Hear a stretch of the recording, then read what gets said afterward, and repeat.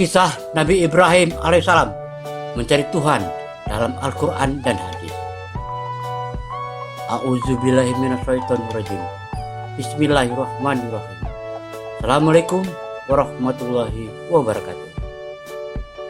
Nabi Ibrahim alaihissalam adalah Nabi dan Rasul yang keempat dari 25 Nabi dan Rasul. Setelah Nabi Adam alaihissalam, Nabi Idris alaihissalam, dan Nabi Nuh alaihissalam. Nama Ibrahim bin Tarak. Garis keturunan Adam alaihissalam, Syed, Anus, Kinan, Mihlail, Yarid, Idris alaihissalam, Matusalih, Lamak, Nuh alaihissalam, Sam, Arfaksad, Salih, Abir, Walid, Ra'u, Sarud, Nahur, Tarak, Ibrahim alaihissalam. Usia 175 tahun.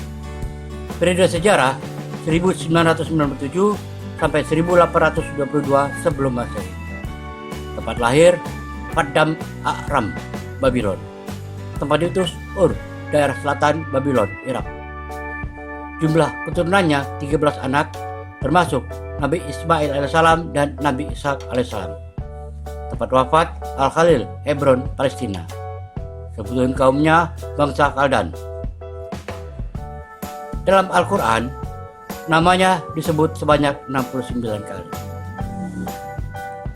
Nabi Ibrahim dilahirkan di sebuah tempat bernama Paddan Aram dalam kerajaan Babylon yang pada waktu itu diperintah oleh seorang raja bernama Namrud bin Kan'an. Dikisahkan pada awal kelahirannya tersebut, Raja Namrud yang berkuasa pada saat itu memerintahkan semua bayi yang baru saja lahir haruslah dibunuh.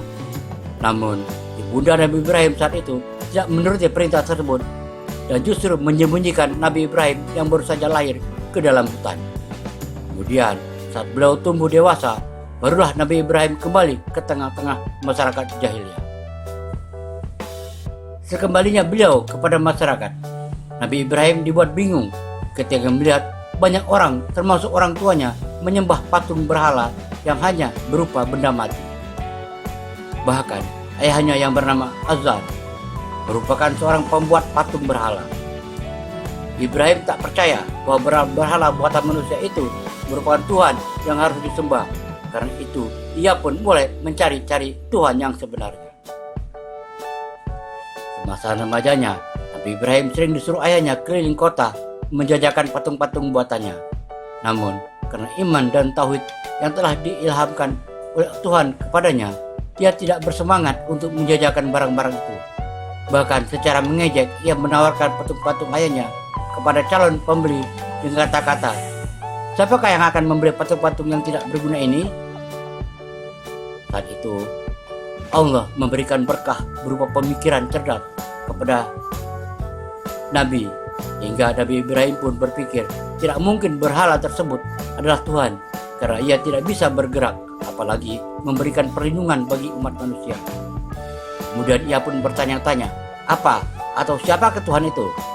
Apakah Raja Namrud yang berkuasa itu Tuhan? Ataukah bintang, bulan, matahari yang tidak kekal itu adalah Tuhan? Surat 6 Al-An'am ayat 76 sampai 78.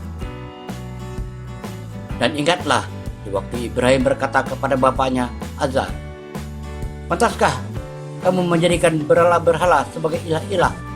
Sesungguhnya aku melihat kamu dan kaummu dalam kesesatan yang nyata. Dan demikianlah kami perlihatkan kepada Ibrahim tanda-tanda keagungan kami yang terdapat di langit dan di bumi. Dan kami memperlihatkannya agar Ibrahim itu termasuk orang-orang yang yakin." Ketika malam menjelang gelap, dia melihat sebuah bintang. Lalu dia berkata, "Inilah Rabbku." Tapi tak kala bintang itu tenggelam, dia berkata, "Saya tidak suka kepada yang tenggelam." Kemudian tak kala dia melihat bulan terbit, dia berkata, "Inilah Rabbku." Tapi setelah bulan itu tenggelam, dia berkata, "Sesungguhnya jika Rabbku tidak memberi petunjuk kepadaku, pastilah aku termasuk orang-orang yang sesat." Kemudian setelah dia melihat matahari terbit, dia berkata, "Inilah Rabbku. Ini yang lebih besar." Maka tak kala matahari itu telah terbenam, dia berkata, "Hai kaumku, sesungguhnya aku berlepas diri dari apa yang kamu persekutukan." Nabi Ibrahim memohon dapat diperlihatkan menghidupkan kembali makhluk yang sudah mati. Setelah melakukan perjalanan mencari Tuhan, maka Nabi Ibrahim pun sadar bahwa satu-satunya Tuhan yang wajib disembah ialah Allah Subhanahu wa taala.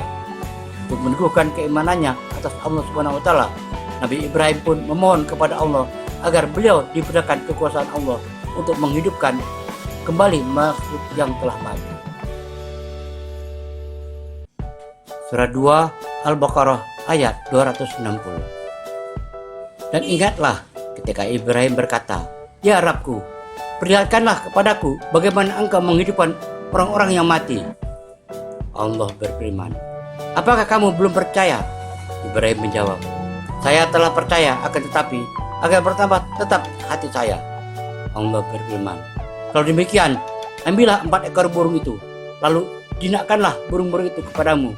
Kemudian letakkanlah tiap-tiap seekor darinya di atas tiap-tiap bukit. Kemudian sudah itu, panggillah dia, niscaya dia akan datang kepadamu dengan segera. Dan ketahuilah bahwa Allah Maha Perkasa lagi Maha Bijaksana." 4 ekor burung dilatih tuannya. Acak kali dipanggil, mereka akan segera mendatangi pelatihnya. Itu meski berlokasi amat jauh. Burung-burung itu amat jinak dan menuruti setiap panggilannya. Namun suatu hari, Nabi Ibrahim menebas burung itu satu persatu. Tak hanya dibunuh, burung-burung cantik itu juga dicincang sehingga tubuh mereka terpotong-potong menjadi banyak bagian. Si pemilik burung itu pun mencampur adukan potong-potongan tubuh hewan peliharaannya. Dia lalu menaiki bukit, kemudian menaruh seperempat bagian cacahan daging, kemudian menuju bukit yang lain dan melakukan hal yang sama. Demikian seterusnya hingga 4 bukit. Nabi Ibrahim pun kemudian turun dari bukit dan berjalan menjauh, seakan tidak pernah mencincang hewan yang sudah dipelihara dan dilatih tersebut. Dia pun kemudian memanggil mereka dengan seruan dan tepukan. Tak lama hewan-hewan yang sudah mati itu mendatanginya dengan kondisi utuh dan hidup. Menakjubkan, padahal 4 burung itu telah dibunuh, bahkan dicacah. Potongan tubuh mereka pun bahkan dipisah-pisah jauh, namun keempatnya hidup kembali. Apa yang dikerjakan Nabi Ibrahim alaihissalam bukan tanpa arti. Bermula ketika Nabi Ibrahim tersebut melihat bangkai hewan hingga tinggal tulang belulang. Ibrahim yang tengah mencari ketahuan dan pernyataannya bagaimana Allah menghidupkan kembali bangkai dan jasad yang telah mati. Nabi Ibrahim pun berseru meminta kepada Allah, "Ya Tuhanku, perlihatkanlah kepadaku bagaimana engkau menghidupkan orang-orang mati," pinta beliau. Allah pun berfirman, "Belum yakinkah kamu?" Ibrahim pun menjawab, "Aku telah meyakinkannya, tetapi agar hatiku tetap mantap dengan imanku," ujarnya. Allah kemudian memerintahkan apa yang dilakukan Ibrahim tersebut. Allah berfirman, "Kalau demikian tujuanmu, ambillah 4 ekor burung lalu cincanglah semuanya olehmu. Letakkan di atas tiap-tiap satu bukit, satu bagian dan bagian-bagian itu.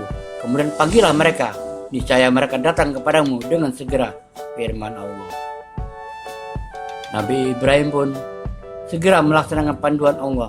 Beliau melatih 4 ekor burung jinak, kemudian melakukan seperti yang dikisahkan tadi. Saat memanggil burung-burung yang telah menjadi bangkai, Nabi Ibrahim pun takjub bukan main. Hanya dengan kun, jadilah, Allah menghidupkan kembali 4 burung yang telah tewas, dicacah, bahkan dipisahkan bangkai tubuhnya. Maka yakinlah Nabi Ibrahim bahwa Allah Maha Kuasa, mudah bagi Allah menciptakan dan menghidupkan kembali. Kisah Nabi Ibrahim dan 4 burung yang membuktikan kuasa Sang Pencipta Allah tersebut pun dikabarkan dalam Al-Quran, Surah 2 Al-Baqarah ayat 260. Di akhir ayat tersebut, "Dan diketahuilah bahwa Allah Maha Perkasa lagi Maha Bijaksana." Kabar kisah dipotong-potongnya 4 burung kemudian disatukan oleh Allah untuk dihidupkan kembali merupakan kisah tafsiran menurut Ibnu Katsir dan At-Tabari. Demikian kisah Nabi Ibrahim alaihissalam mencari Tuhan. Semoga kami sajikan kisah Nabi Ibrahim yang lainnya. Semoga bermanfaat. Wallahu alam. Assalamualaikum warahmatullahi wabarakatuh.